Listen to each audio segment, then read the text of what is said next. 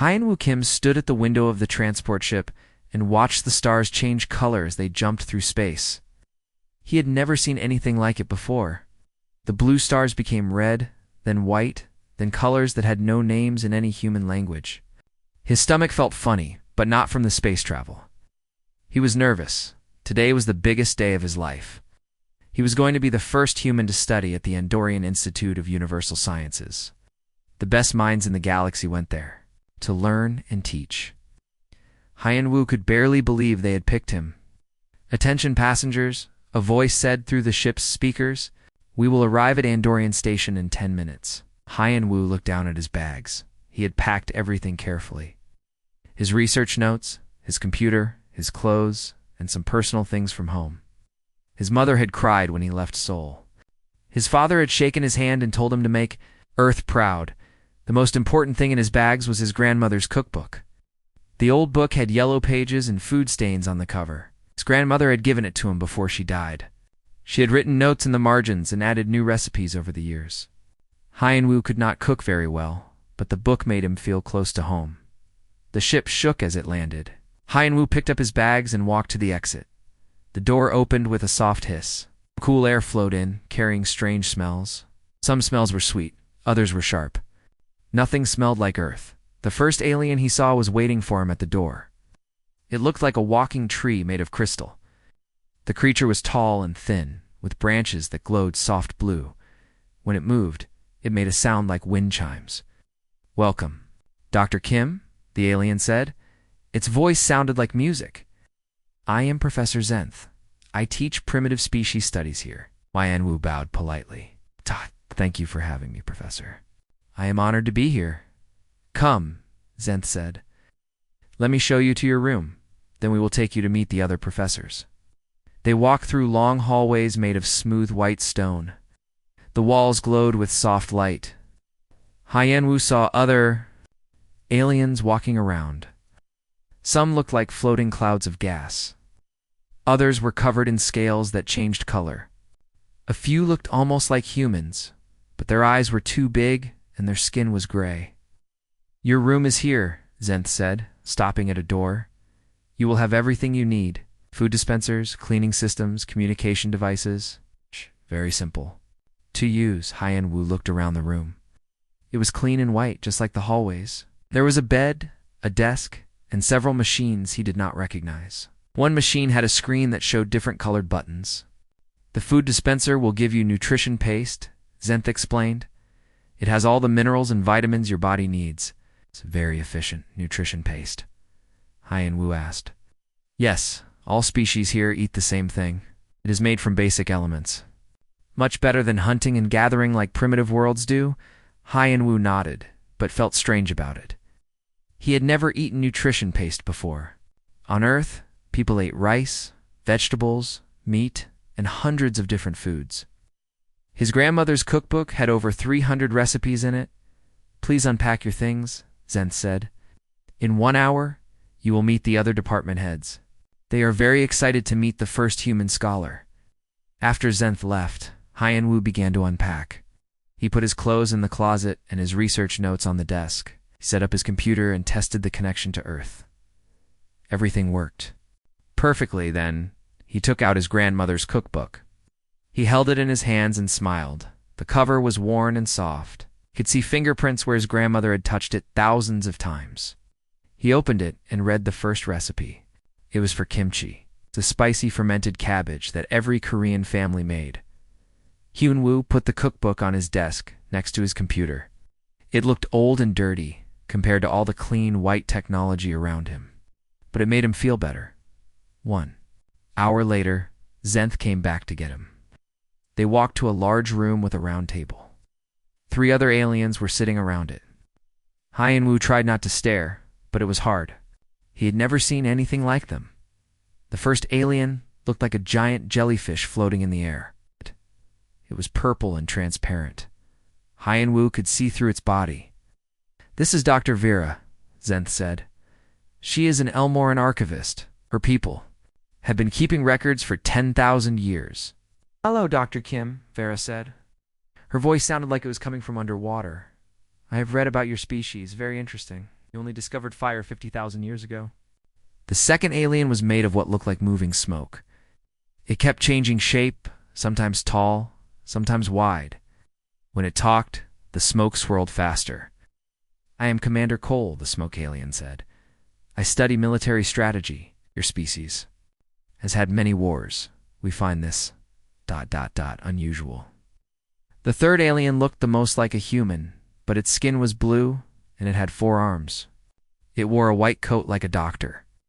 I am Professor Sean, it said. I study biology. I am very curious about your species. You come from a world with many different life forms. Hai and Wu sat down at the table. Thank you all for welcoming me. I hope I can learn much here. Tell us about your research, Vera said. What do you study on Earth? I study how different species interact with each other, Hai and Wu said. How they live together, how they compete, how they help each other. Fascinating, Sean said. Yes. Most worlds have only 1 or 2 dominant species. Earth has millions. Yes, Hai and Wu said. My world is very diverse. We have life forms in every environment. The deep ocean, on high mountains, and hot deserts. In frozen lands. The aliens looked at each other. Commander Cole's smoke swirled faster. How do your people survive in so many different places? Cole asked. We adapt, Hai and Wu said simply. We learn what each environment offers and how to use it. Use it how? Vera asked. Hai and Wu thought for a moment. We find shelter, we find water, and we find food. Humans can live almost anywhere if we have those 3 things. Food, Shan repeated.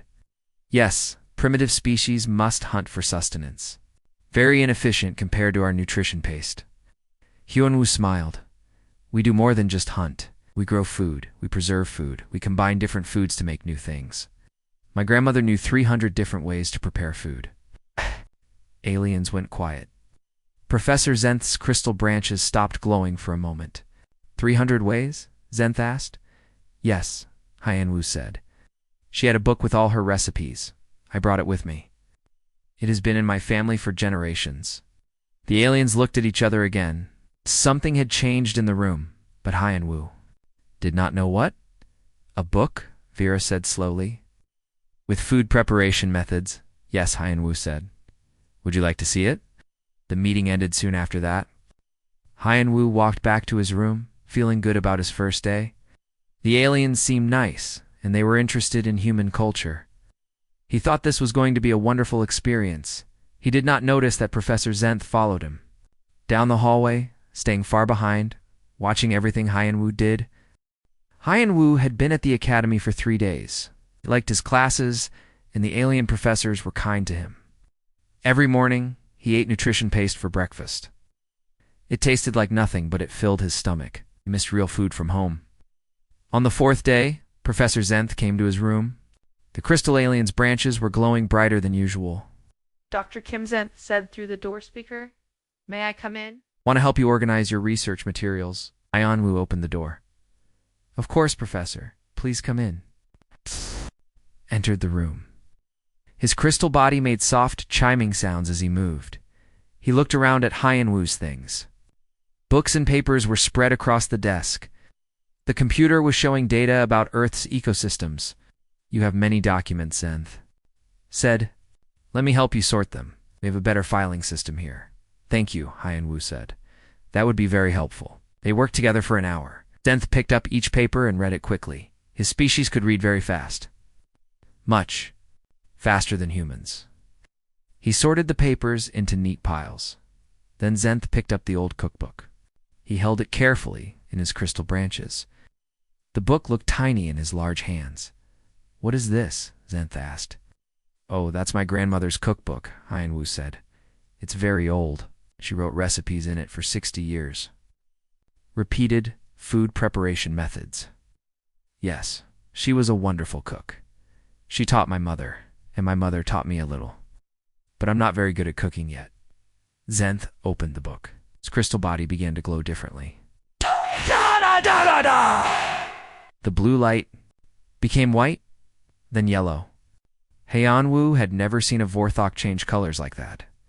Professor, are you okay? Hyen-woo asked.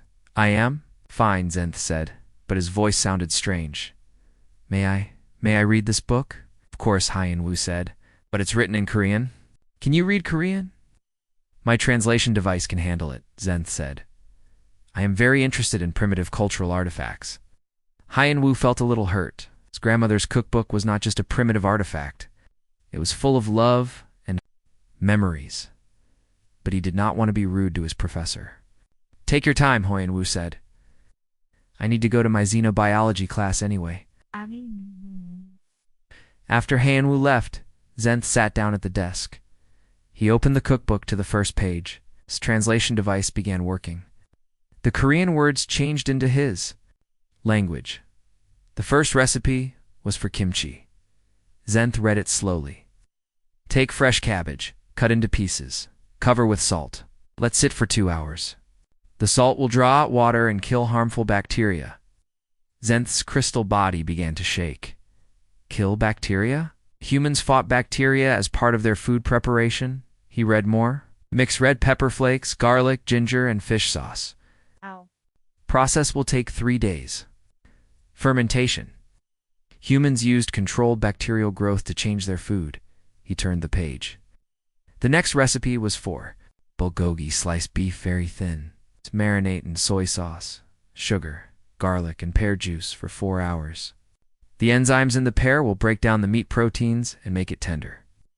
Zenth stood up so fast that his crystal branches hit the ceiling. Enzymes. Humans use biochemical processes to change the structure of their food. He kept reading. Each recipe was more shocking than the last. Humans fermented beans into paste.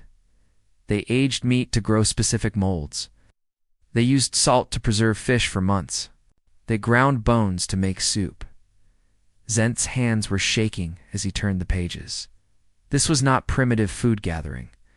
This was advanced biochemistry. These humans were manipulating organic matter at the molecular level. He found a recipe for doenjang, fermented soybean paste. The instructions talked about specific bacteria strains and fermentation temperatures. Another recipe described how to make kimchi that would last through winter without refrigeration. This is impossible, Zenth whispered to himself. How do they know these things? He read about humans eating raw fish, fermented vegetables, aged cheeses, and cured meats. They consumed organisms that most species would consider dangerous or inedible. Zenth found notes written in the margins by Hyen-woo's grandmother. She had written things like add more garlic to kill bad bacteria and ferment longer in cold weather. These humans understood microbiology without advanced equipment. They knew how to control bacterial growth using only natural ingredients. They had turned every meal into a complex chemical process. Zenth closed the book and stood up. He needed to tell the other professors about this immediately. This changed everything they thought they knew about humans. He walked quickly to the faculty meeting room. His crystal body was still glowing red with alarm. They had never seen a Vorthok so upset. Professor Vera was in the meeting room, organizing old documents. She looked up when Zenth entered. Zenth, what's wrong? She asked. You look disturbed. I need to call an emergency meeting, Zenth said. Get Commander Cole and Professor Sean. We have a serious problem. What kind of problem? Vera asked. The human problem, Zenth said. They are not what we thought they were. Vera sent messages to the other professors. Within an hour, they were all sitting around the meeting table. Commander Cole's smoke was swirling faster than usual. Professor Shan's forearms were folded across his chest. What is this about? Sean asked. Zenth placed the cookbook on the table. I found this in Dr. Kim's room. It's a collection of food preparation methods from his species.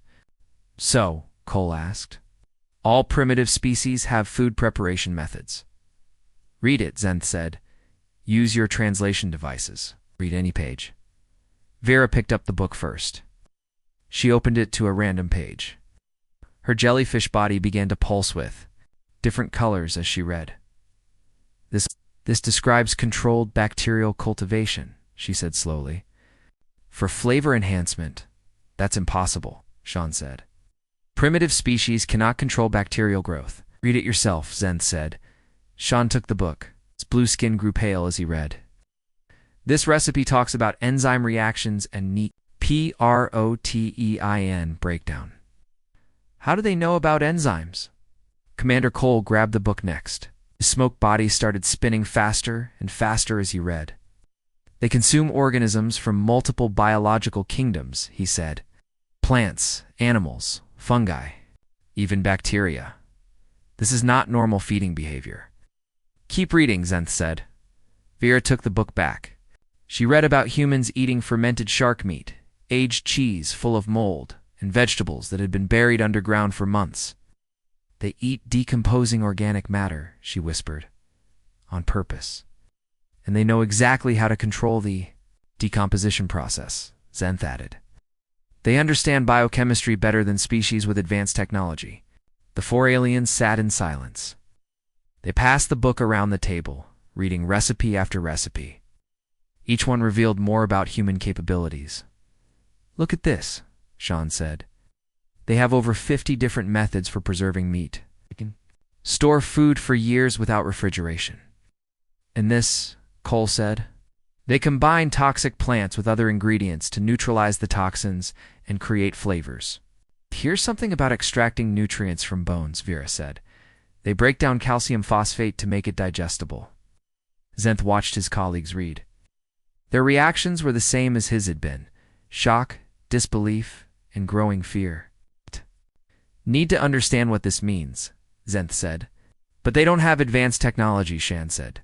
Their space travel is basic. Their computers are simple. They don't need advanced technology, Vera said quietly. They can manipulate matter using only natural processes. They can survive in any environment by consuming whatever organisms live there, and they can process toxins, Cole added. They can eat things that would kill other species. Aliens looked at each other. The same thought was in all their minds. We need to investigate this further, Zenth said, without Dr. Kim knowing. If other humans have these same abilities, then we have seriously underestimated their species, Vera finished. They agreed to meet again the next day. Each of them would research different aspects of human dietary habits. They needed to understand the full scope of what they were dealing with. As they left the meeting room, none of them noticed Haiyan Wu walking down the hallway. He was coming back from his class. He was thinking about the lesson on interspecies communication. He was excited to tell Professor Zenth about what he had learned. He had no idea that his grandmother's cookbook had just changed how the galaxy viewed humanity forever. The next morning, Haiyan Wu woke up feeling happy. He had been at the academy for a week now, and everything was going well. His classes were interesting, and the alien professors seemed to like him. He ate his morning nutrition paste and got ready for another day of learning. He did not know that the four professors had been awake all night, researching everything they could find about human food habits. Professor Zenth had spent hours reading about Earth's agricultural systems. Vera had studied ancient human migration patterns. Commander Cole had analyzed human survival records. Professor Sean had examined biological reports about human digestive systems. What they found made them more worried than before. At breakfast time, QA walked into the dining hall. The alien students were all eating their nutrition paste. Quietly, some were absorbing energy directly from light panels. Others were drinking mineral solutions. Haiyan Wu sat down with his own paste. Professor Sean approached his table. "Good morning, Dr. Kim," Sean said. "May I sit with you?" "Of course," Haiyan Wu said. "I would like the company." Sean sat down. His forearms moved nervously. "I've been thinking about our conversation yesterday." "About human food preparation?" "Oh, yes," Haiyan Wu said. "Did you find it interesting?" "Very interesting," Sean said carefully. "Tell me, do all humans know how to prepare food like your grandmother?" Haiyan Wu laughed. "My grandmother was special. She knew more recipes than most people. But yes, almost all humans know how to cook something." "Something," Sean repeated. "What kinds of things?" "Well, it depends on where they live," Haiyan Wu said. "My sister Ji-yoon runs a restaurant in Busan. She makes fusion food." Fusion food. She combines recipes from different countries. Korean food mixed with Italian food, or Japanese food mixed with Mexican food. She creates new dishes that nobody has ever made before. Sean's blue skin became even paler. "Creates new food?" "All the time," Haiyan Wu said. "Last month she made kimchi pizza. It was very good. And your brother? Sean asked. Does he also create food? Minnow is even more creative, Hyunwoo said. He works in a fancy restaurant in Seoul. He does something called molecular gastronomy. Molecular gastronomy, Sean repeated slowly. Yes, he uses science to change how food looks and feels. He can make solid things become liquid in your mouth. He can make hot food that becomes cold when you eat it. He can make food that changes color while you chew it. Sean's hands started shaking. Manipulates matter while people consume it. It's very impressive, Hyunwoo said. He studied chemistry in college before he became a chef. He says cooking is just chemistry that you can eat. Sean excused himself and walked away quickly. Hyunwoo wondered if he had said something wrong. That afternoon, the four professors met in secret. They sat in a private room, far from the main academic areas, Report Zenth said. What did you find? Professor Vera spoke first. I researched human settlement patterns. Humans live in every biome on their planet. Arctic zones, tropical forests, deserts, mountains, coastal areas, plains, even areas with extreme weather. That's normal for a successful species, Cole said. No, Vera said. It's not normal. Most species find one environment and stay there. Humans have adapted to environments that should be impossible for their biology. How? Sean asked. Vera said. They change what they eat based on where they live. Arctic humans eat raw fat and meat. Outdated.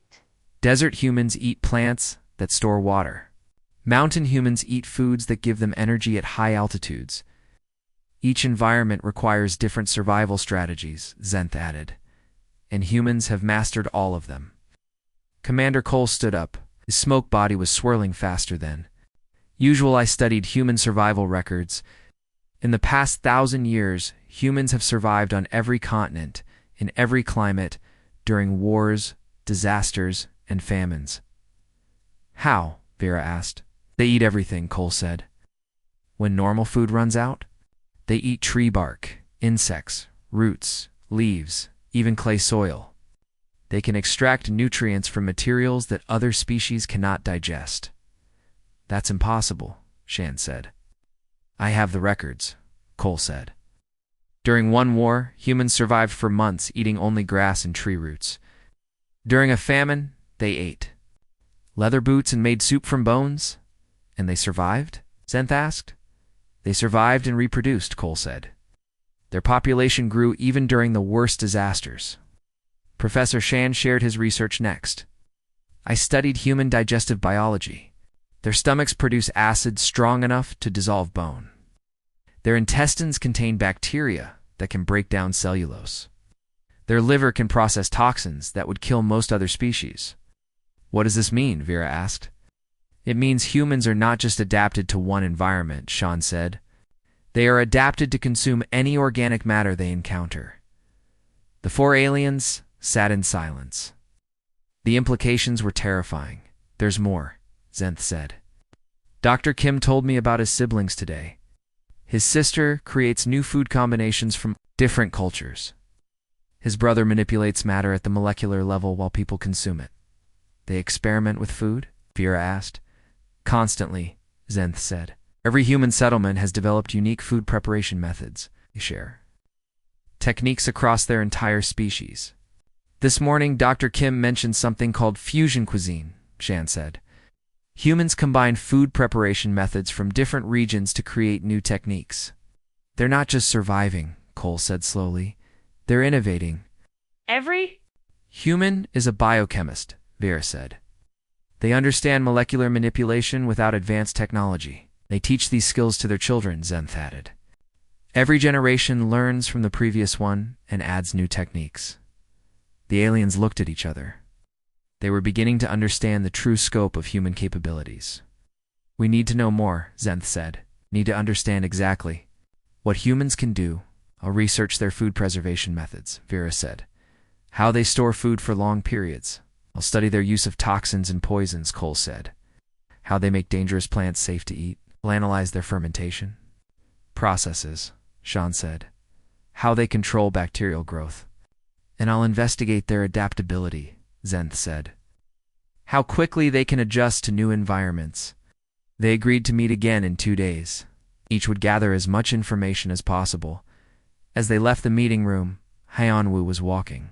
Past in the hallway, he was carrying a small package. "Hello, professors," he said cheerfully. "I just received a care package from home." The alien stopped. "A care package?" Era asked. "Yes. My mother sent me some food from Earth. Korean snacks and instant noodles. She was worried I might get hungry eating only nutrition paste." "Food from Earth," Sean repeated. "Would you like to try some?" Hyeonwoo asked. "I have more than I can eat." The aliens looked at each other in alarm. Real human food? Actual examples of human biochemical manipulation. "That is very kind," Zenth said carefully. "But we should check with medical first, to make sure it's safe for our biology." "Of course," Hyeonwoo said. "I understand. Maybe later." Away, humming a song from home. The aliens watched him go. "He just offered to share human food with us," Vera whispered. "Food that was designed by his species," Cole added. "Food that represents thousands of years of biochemical innovation," Sean said. "We need to analyze those packages," Zenth said. "We need to understand what we're really dealing with." None of them slept that night. They spent the dark hours thinking about what they had learned. Humans were not the primitive species they had thought. They were something much more dangerous. Were apex survivors who had turned the simple act of eating into an advanced science, and they had no idea. How terrifying that made them to the rest of the galaxy. 2 days later, the Galactic Academic Consortium received an urgent message from the Andorian Institute. Professor Zenth had requested permission to conduct a cultural study of human dietary practices. He said it was for academic research. The consortium approved the request immediately. They were always interested in learning about new species. They had no idea what Professor Zenth had really discovered. Within hours, a new human arrived at the academy. Her name was Dr. Soojin Park. She was a food scientist from the Korea Advanced Institute of Science and Technology, she had been told. She was coming to share human culture with curious alien scholars. Hyeonwoo was excited to meet another human. He'd been lonely eating nutrition paste while thinking about real food from home. Double quotes, "Dr. Park," he said when she arrived. "It's so good to see another person from Earth." "Please call me Soojin," she said with a smile. "I'm happy to be here. The professors told me they want to learn about Korean food culture." "That's wonderful," Hyeonwoo said. "My grandmother's cookbook has been very popular here." What Hyeonwoo Did not know was that the 4 professors had spent 2 days analyzing his care package from home. What they found had terrified them even more. The instant noodles contained 17 different chemical compounds working together. The kimchi was alive with billions of beneficial bacteria. The dried seaweed had been processed to concentrate. Minerals and vitamins. Every item was an example of advanced biotechnology disguised as simple food. Now they needed to understand how humans had developed these capabilities. Professor Zenth met with Soojin in the main conference room. The other professors watched through a secret video connection. Dr. Park, Zenth said, "We are very interested in human food preparation methods. Could you explain how your people developed these techniques?" "Of course," Soojin said happily. "Food science is my specialty. What would you like to know?" "Let's start with fermentation," Zenth said. "How do humans control bacterial growth?" Soojin's eyes lit up. "Oh, fermentation is fascinating. Humans discovered it thousands of years ago by accident. Milk left in animal stomachs became cheese. Grapes left in containers became wine. Rice left in warm places became alcohol. By accident?" Zenth asked. "Yes, but then we learned to control it," Soojin said. "We found that different bacteria create different flavors. We learned to choose which bacteria we wanted and how to help them grow." "How do you choose bacteria?" Zenth asked carefully. "Temperature, salt levels, pH balance, oxygen exposure," Soojin said. "Each type of bacteria needs different conditions. Korean kimchi uses lactobacillus. It grows best in cool temperatures with the right amount of salt." Professor Shan, watching from another room, nearly fainted. Humans could manipulate bacterial ecosystems using only natural ingredients. What about bread? Zenth asked. Oh. Bread uses yeast, Sujin explained. Yeast is a fungus that eats sugar and makes carbon dioxide gas. The gas creates bubbles in the dough, making it light and fluffy. You use fungus to change the structure of your food? All the time, Sujin said. Yeast for bread, mold for cheese, different fungi for fermented soy products. We've been working with microorganisms for thousands of years. Commander Cole's smoke body was spinning so fast he looked like a tornado. Tell me about food preservation, Zenth said. Humans developed many methods, Sujin said proudly. Salt draws out water and kills harmful bacteria. Smoking adds chemicals that prevent decay. Drying removes water that bacteria need to survive. These methods work without technology? They work perfectly, Sujin said. My grandmother preserved meat for winter using only salt and cold air. The meat lasted for months and actually tasted better after aging. Aging, Zenth repeated. Yes, controlled decomposition improves flavor and texture. We age cheese, wine, meat, even vegetables. We've learned which bacteria and enzymes create the best results. Professor Vera was taking notes frantically. Humans didn't just preserve food, they improved it using biological processes. What about toxic plants? Zenth asked. Humans have learned to process many poisonous plants, Sujin said. Cassava root contains cyanide, but we soak it and cook it to remove the poison. Kidney beans have toxic proteins, but heat destroys them. How do you know which plants are safe to eat after processing? Trial and error over thousands of years, Sujin said. Our ancestors tested everything. They learned what worked and passed the knowledge to their children. Trial and error, Zenth whispered. Humans had experimented with deadly toxins for generations to expand their food options. We also learned to combine foods to neutralize toxins, Sujin continued. Some cultures eat clay with certain plants to absorb poisons. Others use specific spices that counteract toxic effects. The aliens watching felt sick. Humans routinely consumed poison and used other substances to neutralize it. Tell me about your research, Zenth said. I studied traditional fermentation methods, Sujin said. I'm trying to understand exactly how our ancestors controlled bacterial growth without modern equipment.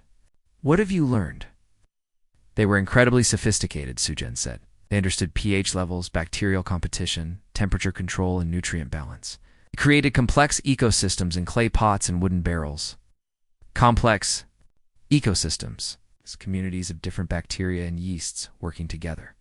Each organism has a specific role. They balance each other and create the final product. Zenth's crystal body was glowing bright red. You create and manage artificial, biological communities? It's not artificial, Sujin said. We just guide natural processes. We create the right environment and let the microorganisms do their work. And you eat the results. Of course. Fermented foods are very healthy. The bacteria produce vitamins and help our digestion. They also create new flavors that don't exist in nature. Professor Shan stood up so fast, he knocked over his chair. Humans were eating living bacterial communities on purpose.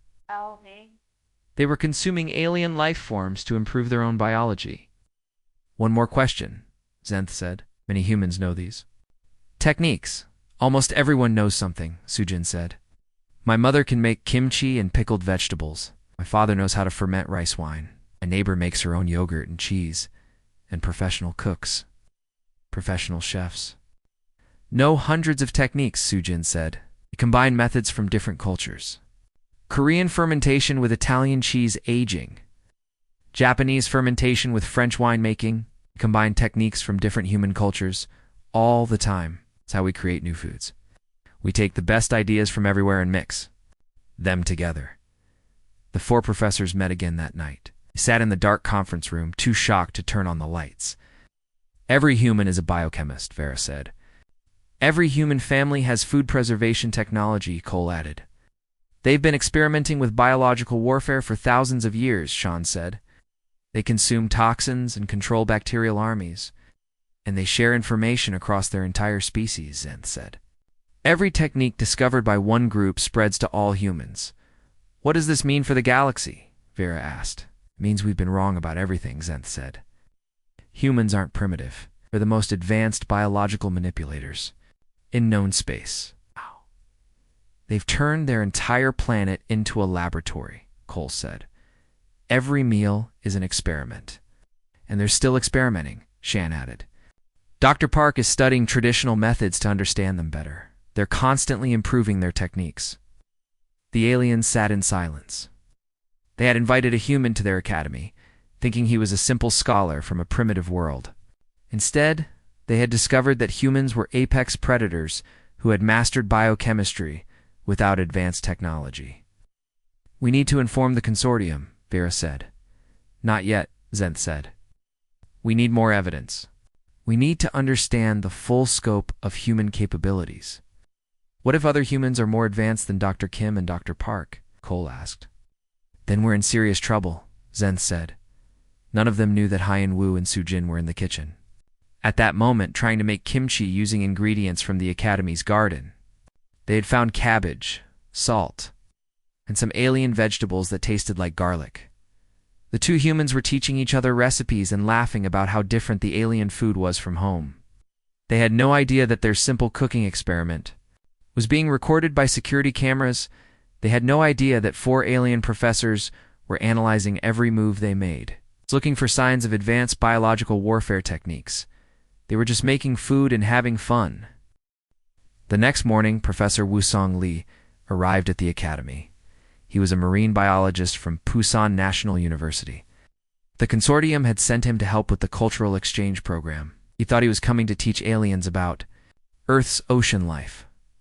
Wusong was excited to meet Haiyan Wu and Sojin. It had been lonely being the only human in space. Now there were 3 of them at the academy. "This is wonderful," Wusong said as they ate breakfast together. "I never thought I would meet other Koreans so far from home." "What kind of research do you do?" Sujin asked. "I studied deep ocean creatures," Wusong said. "The animals that live in the deepest parts of our oceans. Very strange and interesting creatures." What Meiku was curious, what makes them strange? "They live in impossible conditions," Wusong explained. "No sunlight, freezing cold water, pressure that would crush most living things, and the chemistry down there is very different." "Different how?" Sujin asked. "Lots of chemicals that are poisonous to surface life. Hydrogen sulfide, methane, heavy metals. The water itself would kill most creatures in minutes." "These deep ocean animals survive there?" Haiyan Wu asked. "They don't just survive," Wusong said. "They thrive. And humans have learned to harvest them for food." The 3 professors, who were secretly listening to this conversation through hidden microphones, nearly panicked. "Harvest them for food?" Sujin repeated. "Oh yes," Wusong said cheerfully. "Deep-sea fishing is very popular in Korea. We catch fish, squid, crabs, and other creatures from the deep ocean trenches. And people eat them?" Haiyan Wu asked. "Of course. Some of the best seafood comes from the deep ocean. The pressure in cold water makes the meat very tender, and the unusual chemistry gives them unique flavors." Professor Shan, who was monitoring this conversation, stood up so fast that he knocked over 3 chairs. Deep ocean creatures contain chemicals that should be lethal to surface life. Humans were eating them regularly. "My favorite is deep-sea sashimi," Wusong continued. "Raw fish from creatures that live 5 kilometers underwater. The meat is so fresh and clean." "Raw fish?" Sujin asked. "From the deep ocean?" "Absolutely. The colder the water, the better the taste. Some restaurants in Busan specialize in deep ocean sashimi. They fly the fish up from research stations and serve it within hours." Professor Vera had to sit down. She was listening from the archive room, and her jellyfish body was pulsing with alarm colors. Humans were consuming raw flesh from creatures that lived in environments toxic to most life forms. Ow. "Tell us more about these deep ocean creatures," Haiyan Wu said. "Well, there are giant tube worms that eat chemicals instead of normal food," Wusong said. "They live around underwater volcanoes where the water is full of poison. And humans eat these?" Sujin asked. "In some places, yes. The tube worms taste like a mix of seafood and minerals. Very unique flavor. You have to cook them carefully because they concentrate heavy metals in their bodies." "Cook them how?" Hien Wu asked. Long slow cooking with specific herbs that help your body process the metals. Traditional fishermen have been doing it for generations. Commander Cole's smoke body was spinning so fast he looked like a hurricane. Humans had learned to neutralize heavy metal poisoning using plant compounds. They were eating toxic creatures and using botanical chemistry to survive. What about pressure? Sujin asked. Doesn't the deep ocean pressure affect the creatures? Makes them very dense, Wusong said. Their proteins are compressed in ways that don't happen at surface pressure. When you bring them up quickly, they change texture completely. How do you prepare them? You have to work fast. The decompression starts changing the meat immediately. Good sashimi chefs can prepare deep ocean fish in under 10 minutes. Know exactly how the pressure change will affect each type of creature. Professor Zenth was recording everything. His crystal body was glowing bright orange with stress. Humans understood pressure-induced molecular changes in organic matter. They had timed their food preparation around physical chemistry principles. I brought some samples with me, Wusong said. Freeze-dried deep ocean specimens for research. Would you like to see them?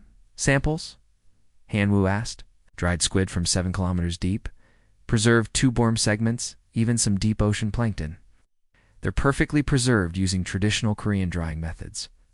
The 4 professors met an emergency session 30 minutes later. They were all clearly panicked. This is worse than we thought, Zenth said. Much worse. They're consuming creatures from environments that would instantly kill us, Vera said. Pressure, temperature, and chemical conditions that represent the most extreme habitats in known space. And they've developed techniques to neutralize the toxins, Shan added. They understand pressure chemistry and heavy metal processing. They're not just apex predators on their own planet, Cole said. They can consume life forms from any environment in the galaxy. The implications are terrifying, Vera said.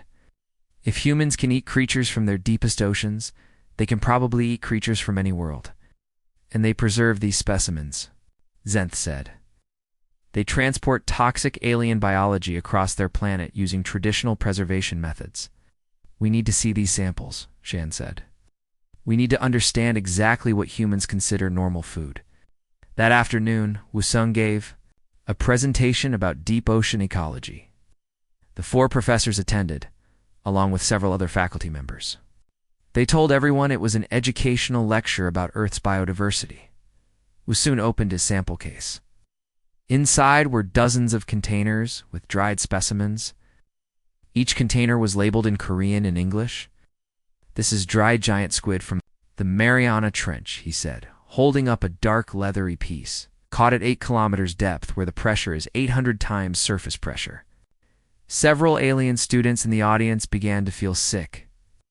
This is tube worm from a volcanic vent, he continued.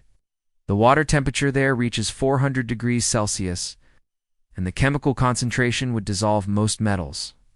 2. Nexari scholars quietly left the room. And this is my favorite, Wusong said, holding up a small container. Deep ocean plankton that feed on methane and hydrogen sulfide. They taste like concentrated ocean with a hint of sulfur. Plankton that consume toxic gases? Professor Shan asked weakly. Oh yes, they're a delicacy. We make soup with them. Toxins cook out if you do it correctly. And they're full of unique proteins. 3 more alien students left the room. One was making soft moaning sounds. There's something really special, Wusong said. Bioluminescent fish from the Midnight Zone. They produce their own light using chemical reactions. Chemical reactions? Vera asked. They mix chemicals in special organs to create light. When you eat them fresh, your mouth glows for a few minutes. It's very popular at fancy restaurants. Professor Zenth's crystal body made a loud cracking sound. 2 more aliens fainted. The best part, Wusong continued, is that humans have been eating these creatures for thousands of years. Traditional fishing communities developed all these techniques through trial and error.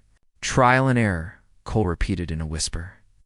Yes, they experimented with different cooking methods until they found what worked. They tested which plants could neutralize which toxins. They learned to time the preparation based on pressure changes. And If they made mistakes, Sean asked. Some people died, Wusung said simply. But the survivors learned what worked, and they taught their children. Each generation got better at it. Remaining aliens in the room sat in stunned silence. Humans had sacrificed members of their own species to learn how to consume toxic alien life forms. They had turned their entire food chain into a controlled experiment with death. Any questions? Wusung asked cheerfully. Nobody had any questions. They were all too terrified to speak. After the presentation, the 4 professors gathered in their secret meeting room. They sat in the dark, too shocked to turn on the lights. They eat creatures from environments that would kill us instantly, Vera said. They've mastered pressure chemistry, thermal processing, and toxic neutralization, Sean added. They sacrificed their own species to expand their dietary capabilities, Cole said. And they consider all of this normal, Zenth finished. The aliens realized they had made a terrible mistake. They had invited apex predators to their academy. Predators who could consume any life form in the galaxy, and had spent thousands of years perfecting the techniques to do it safely. We need to contact the consortium, Vera said. We need to warn them. Warn them about what? Zenth asked. That humans are friendly scholars who happen to be the most terrifying creatures in the galaxy. We need to be very careful how we handle this, Cole said.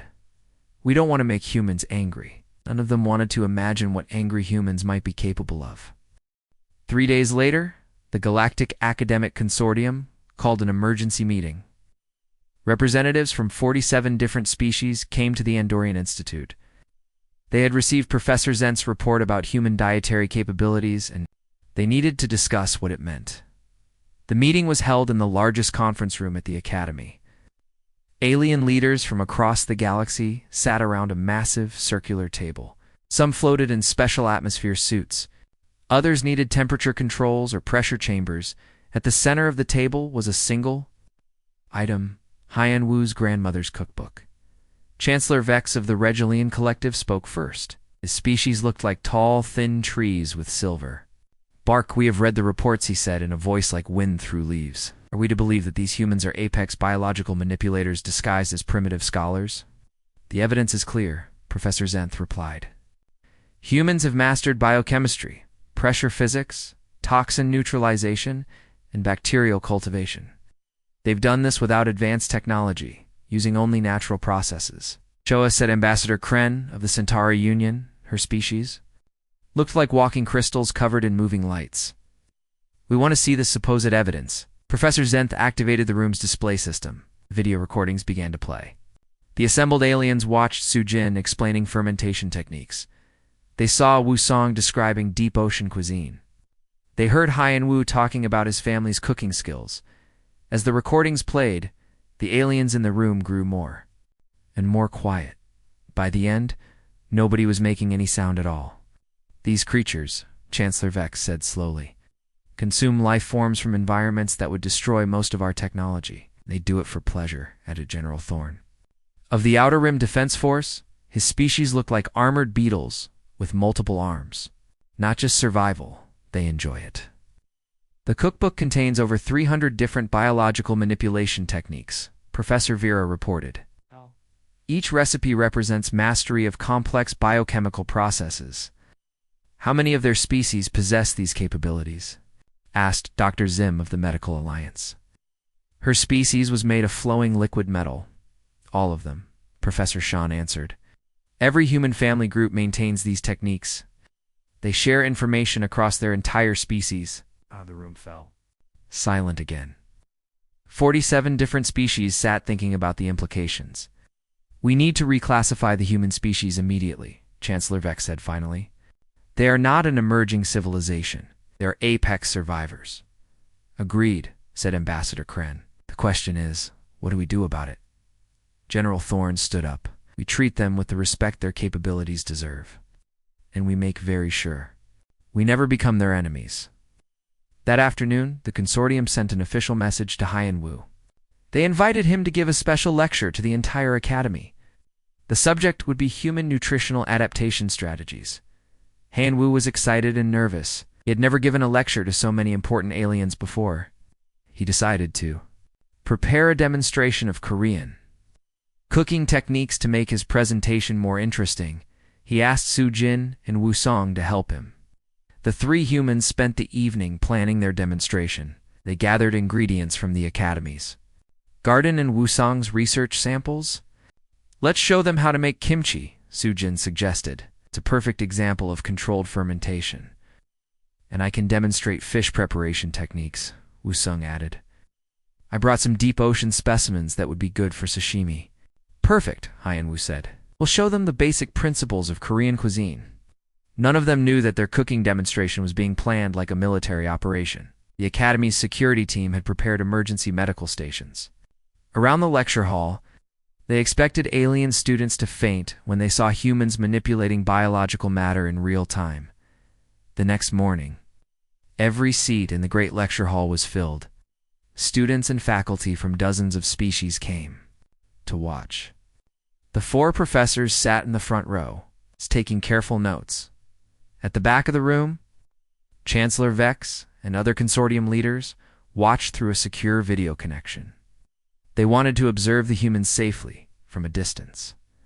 Hyenwu walked onto the stage carrying a box of ingredients. Sujin and Wusong followed with cooking equipment and specimens. The humans smiled and waved at the audience. Good morning, Hyenwu said. Today we want to share some basic Korean cooking techniques with you. We hope you find them interesting. He opened his box and began taking out vegetables. First, we'll demonstrate kimchi preparation. This is a traditional fermented vegetable dish. He held up a large cabbage. Several aliens in the audience leaned back in their seats. We start by cutting the cabbage into pieces, Hyenwu said, using a large knife. Then we add salt to control bacterial growth. Professor Zenth was taking notes frantically. Other aliens were recording everything. The salt draws out water and creates an environment where good bacteria can grow, but bad bacteria cannot, Sujin explained as she helped prepare the vegetables. Two Elmeron students quietly left the room. Next we add spices, Hyenwu continued. Red pepper flakes for flavor and antimicrobial properties. Garlic and ginger for additional bacterial control. He mixed the ingredients with his hands. The audience watched in fascination and horror. As he manipulated organic matter without any protective equipment, now we pack it into a container and wait, Sujin said. The fermentation process will take several days. The bacteria we want will multiply and change the flavor and texture. You're creating a living bacterial ecosystem, Professor Shan said from the audience, and then consuming it. Exactly, Hyenwu said cheerfully. Bacteria make the vegetables healthier and more delicious. Half the audience was now taking notes. The other half looked like they might be sick. Now let's demonstrate fish preparation, Wusong said. He opened his specimen container and took out a piece of deep ocean squid. This squid lived 7 kilometers underwater, in water that would dissolve most metals, he explained. The pressure compressed its proteins into a very dense structure. He began slicing the squid with expert knife work. Each cut was precise and controlled. The key is understanding how decompression affects the meat, he said. You have to work quickly before the protein structure changes too much. 3 more aliens left the room. One was making whimpering sounds. The chemicals in deep ocean creatures can be dangerous. Wusong continued. So we use specific preparation techniques to neutralize toxins while preserving flavor. He arranged the sliced squid on a plate. This is safe to eat raw now. The preparation process has neutralized the harmful compounds. You made toxic alien flesh safe to consume using only knife techniques? Chancellor Vex asked through the video connection. Traditional techniques passed down for generations, Wusong said proudly. My grandfather taught my father taught me. The aliens in the audience were completely silent. They watched the 3 humans casually manipulating biological matter, controlling bacterial growth, and neutralizing toxins with nothing but traditional tools and knowledge. Are there any questions? Hyenwu asked. Nobody had any questions. They were all too amazed to speak. After the demonstration, Chancellor Vex made an announcement to the entire Academy. The Galactic Academic Consortium officially the human species, he said. They are no longer listed as an emerging civilization. They're now classified as apex biological specialists. Furthermore, he continued, we are establishing new diplomatic protocols for human contact. All interactions with humans will be conducted with the highest levels of respect and caution. Finally, we are offering Dr. Kim and his colleagues full research grants to establish human survival academy campuses throughout the galaxy. Other species need to learn from human expertise. Anwu was confused but happy. He had no idea why his simple cooking demonstration had impressed everyone so much. He just thought the aliens were being very polite. Thank you, he said. I'm honored that you enjoyed our presentation. That evening, the three humans celebrated with a traditional Korean meal. They used ingredients from the Academy Garden and Wusung's research samples. They made kimchi stew, grilled fish, and fermented bean paste soup. The aliens watched them. Through security cameras, they saw the humans laughing and sharing food like it was the most normal thing in the galaxy. They have no idea, Professor Zenth said to his colleagues. They don't understand how terrifying they are. Maybe that's for the best, Professor Vera replied. Imagine if they knew what we think of them. I never want to make them angry, Commander Cole said. Never. The next week, Haiyan-Wu received dozens of invitations from universities across the galaxy. Everyone wanted human professors to teach survival techniques. Earth's government was confused but pleased by the sudden interest in Korean culture. Haiyan-Wu packed his grandmother's cookbook carefully for the trip home. He still didn't understand why it had become so popular. To him, it was just a collection of family recipes. He never learned that his cookbook had become the most classified document in galactic history. Military strategists studied it to understand human capabilities. Survival experts used it to develop emergency protocols. Diplomats memorized it to avoid accidentally insulting humanity's apex predators. As his ship left the academy, Haiyan-Wu looked back at the station through his window. He had made good friends there and learned many interesting things about other species. He was already looking forward to his next assignment. The consortium had asked him to establish a human cultural center on Rigel Prime. They wanted him to teach basic human survival techniques to other species. Haiyan-Wu smiled and opened his cookbook. He needed to decide which recipes to teach first. It's maybe something simple, like fermented cabbage or preserved fish. He had no idea that his simple family recipes would soon be taught as advanced survival science across 47 different worlds. And he never knew that aliens everywhere had quietly begun removing all organic life from their planets before human visitors arrived, just to be safe.